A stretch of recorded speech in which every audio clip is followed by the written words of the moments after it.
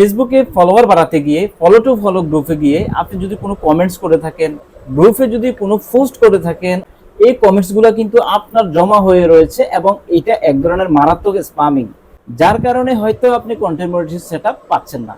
এই যে কমেন্টসগুলো করেছেন, এই কমেন্টসগুলো সম্পূর্ণ কমেন্টসগুলো আজকের ভিডিওতে দেখাবো কিভাবে আপনি দেখে দেখে সবগুলা কমেন্টসকে ডিলিট করে দিবেন এট এ টাইম।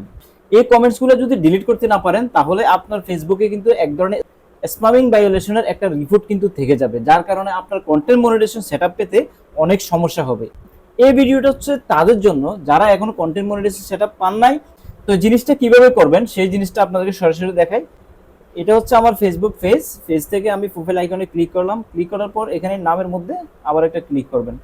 ক্লিক করার পর এখানে দেখুন থ্রি ডটের মধ্যে একটা ক্লিক করে দেবেন। ক্লিক করার পর এখানে দেখুন অ্যাক্টিভিটি লগ, এটার মধ্যে ক্লিক করবেন। ক্লিক করার পর এখানে দেখুন পাবলিক পোস্ট, পাবলিক ট্যাগ, আরও অনেক অপশন আছে। একেবারে লাস্টে চলে আসবেন, দেখুন গ্রুপ পোস্ট, এটার মধ্যে ক্লিক করবেন। এই গ্রুপ পোস্টে ক্লিক করলে এখানে যে বিষয়গুলো দেখাচ্ছে দেখুন গ্রুপ পোস্ট অ্যান্ড কমেন্ট।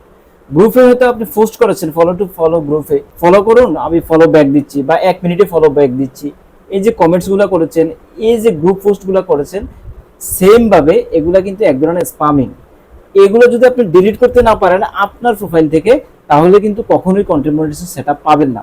তো আমি কয়েকটা গ্রুপ পোস্ট করেছি, করার পরে আপনি ভিডিওটা ধারণ করার জন্য মূলত এগুলো করেছি, করার পরে আপনাদেরকে দেখাচ্ছি যে কিভাবে আপনারা সেগুলো ডিলিট করে দেবেন। অনেকে কিন্তু এ নিয়ে হতাশ যে আমি তো এই ধরনের কাজ করেছি, অনেক পোস্ট করেছি অথবা অনেক কমেন্টস করেছি, কিন্তু আমি কন্টেন্ট মনিটাইজেশন সেটআপ পাবো কিনা এবং আমি এই সমস্যাটা কিভাবে সমাধান করব। এই সমস্যাটা সমাধান করার জন্য এভাবে আপনি আসবেন আপনার প্রোফাইলে বা পেজে।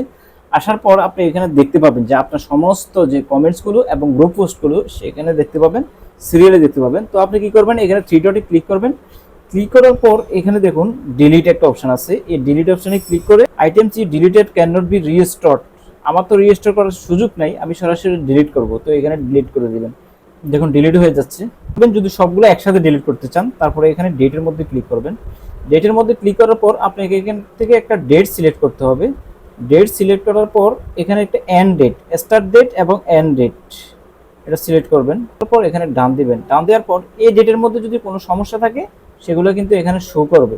তো এখানে শো করার পর আপনাকে এখানে ক্লিক করতে হবে। ক্লিক করার পর এখানে এসে তারপর এগুলোকে আপনি দেখে দেখে আবার ডিলিট করে দেবেন। তো বন্ধুরা এইভাবে যদি ডিলিট করে দেন তাহলে আপনার স্প্যামিংটা একটু কমবে এবং আপনার প্রোফাইলটা একটু ফ্রেশ হবে। ফ্রেশ হলে আপনার কন্টেন্ট মনিটাইজেশন সেটআপ পেতে কিন্তু আর কোনো সমস্যা হবে না। রিলসে মিউজিক কপিরাইট আছে কিনা বা অন্যান্য কোনো সমস্যা আছে কিনা সেগুলোর জন্য আলাদা ভিডিও আছে, কিভাবে আপনি প্রোফাইলটা চেক করে নেবেন যে আপনার প্রোফাইলটাতে কোনো সমস্যা বা আছে কিনা, মিউজিক কপিরাইট আছে কিনা, অন্যান্য ভিডিওগুলো আপনি দেখে নিন।